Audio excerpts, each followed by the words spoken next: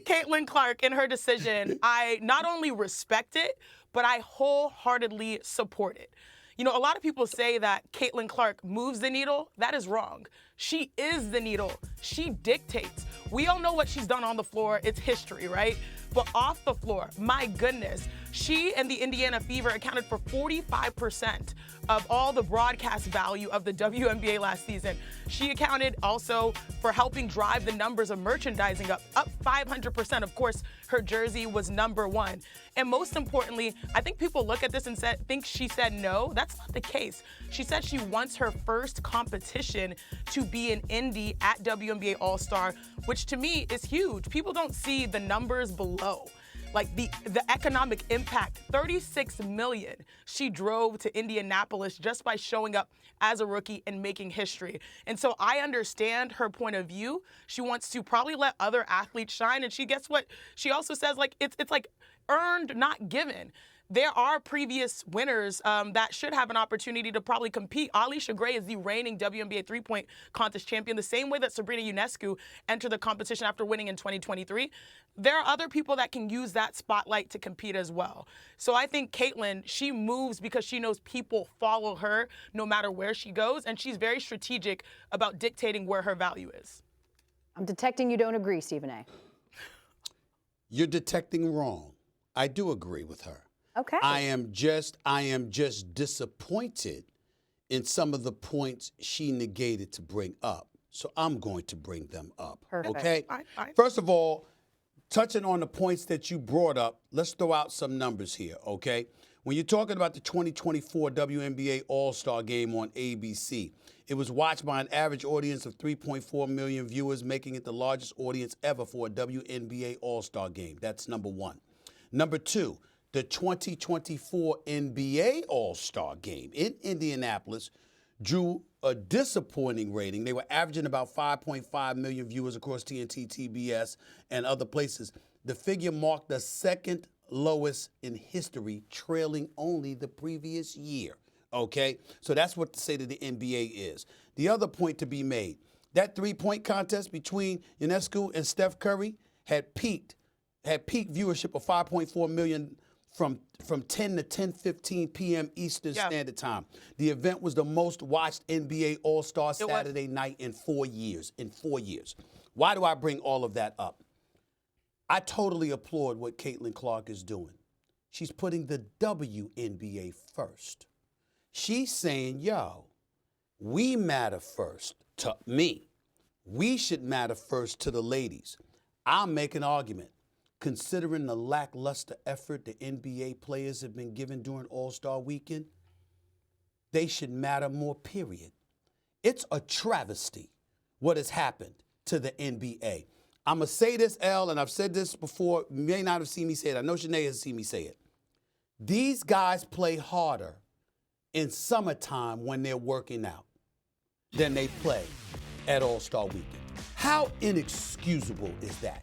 You can't show up and just play. They almost scored nearly 400 points last year in the All-Star game. Not a lick of defense, just basically a glorified layup line and glorified 3-on-3 or, rotation when you got a rotation in practice and all of that stuff. Yeah. They did that. It was disgraceful. They don't care enough. And that is why I love that Caitlin Clark is doing this, because she's saying, wait a minute, I care. She's not throwing any shade on the NBA. I'm doing that, not her. But what she's saying is the WNBA matters most to me. It matters most to us ladies. I hope it grows to matter more. Let them keep doing what they're doing. We're going to be a part of something significant because we'll never cheat the audience with effort like that. We're going to do all we got to do. And maybe it's because they don't have an 11-year, $76 billion deal to lean on. But what they have done to the basketball audience is a travesty, an absolute disgusting travesty. And Steph Curry, I feel sorry for him because they're going to put it all on his shoulders this year. It's in San Francisco. Mm-hmm. Steph Curry is just a basketball ambassador. He's just a marvelous human being. He's going to go out there, and they're going to look for him to show how much he cares. It ain't enough for him to just participate in the three-point contest, which he hasn't committed to yet, by the way. It's not just enough for him to be a starter in the All-Star game. He got to go out there and show the kind of effort we're accustomed to seeing, at least to a small degree, during the NBA game to remind people that they actually care about the audience that comes to watch them.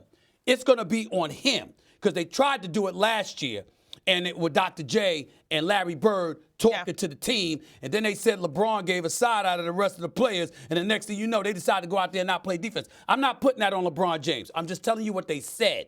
You had people in the NBA. I wasn't there. You had people in the NBA. That's what they were saying. And it's bad, y'all. It's bad. And if they don't get this right this year, I want to be on the record. I'm a proponent of canceling All-Star Weekend altogether. Wow. You know what's interesting? You know what's interesting, Stephen A? The points that you bring up highlight how the WNBA for basketball fans has become a destination. And I knew those numbers when it came to NBA All-Star and how it peaked around the competition between Sabrina and Steph. But did you guys see the numbers and also the excitement and the competition from last year's WNBA All-Star game? Remember, it was leading into the Olympics. We had Team USA versus Team All-Star. Caitlin was a part of that Team All-Star coming off of being a snub. And that was one of the most fun games, and I've seen a lot of games, women's basketball games. And they competed. Arike Ogunbowale got MVP. She had a crazy second half. Everyone competed. People are starting to appreciate the women's game for that approach because we understand what's at stake in this moment. And for Caitlin Clark to have the awareness to drive the eyeballs there, you have to give her so much credit for that. The one thing the NBA players do deserve credit for is they are very supportive of the WNBA. Absolutely. They show up to games. They support these ladies. They root for them. They want to big up the sport. I think it would be incredible if the Steph Currys, the Klay Thompson of the world, and others showed up to the WNBA All-Star game and competed in one of those contests or whatever. Because you got to remember, Sabrina Ionescu, this woman went out on the court last year in that three-point shooting contest. Yeah, she lost to Steph Curry, but she tied or eclipsed everybody else. Yes. She had 26. You understand? He had 29. She had 26. She tied or beat everybody else. Yeah. So as a shooter, she belonged there. That's number one. But here's the thing that we know that the NBA players are the best basketball players on the planet. Their gifts, their skill set, their athleticism, etc. is unrivaled. All right? We understand that. So why is the WNBA so appreciated? It's not just because it's ladies out there performing and showing that they can ball as well. You know what the biggest reason is? Y'all freaking care. You care.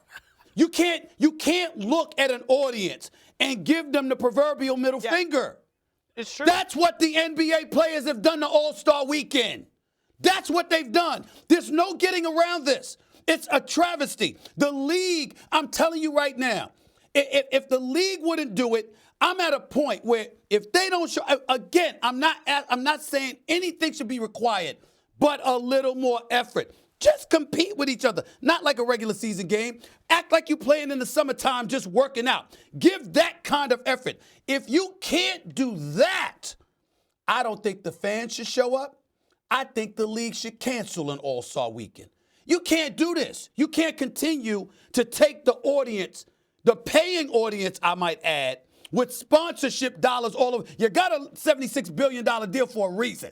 You can't just snub your nose at them so flagrantly. You cannot do that and get away with it. And the WNBA deserves all the credit in the world because I know you're trying to big up your sport. You're trying to build it. I get that. But damn it, you'd have no chance in hell if you didn't care. And there's nothing that we've ever seen from ladies on any level that shows they don't care. Think about it. It could be anything. It could be politics. It could be Wall Street. It could be sports. It could be what you don't see from ladies is that you don't care. That is what the NBA players have done, and that is a crime. That is a crime. And I think it's because, and I tell this all the time, when it comes to being a woman in sports, they see you before they hear you. They judge you before they know you, but nonetheless, they can't stop you. That applies to Elle and I working at this desk talking about football or basketball. That applies to Caitlin Clark, Angel Reese, the talented players of the WNBA when they step on the floor. They understand what's at stake. But Stephen, I really have no notes for you. We're off to a really good start. But the last thing I'll just say here is, just because Caitlin says no doesn't mean another WNBA player doesn't have to say no to. They can say yes to those opportunities because everyone has a role to play. If Caitlin has the power to be able to dictate where she wants to be and have her first 3-point contest in Indianapolis, a team where she plays for that is on the verge of pushing towards the playoffs, and she's drawing this impact, that's her choice. But that doesn't mean that people like Alicia Gray, who are the reigning champions of the 3-point contest, don't deserve their moment in the sun as well.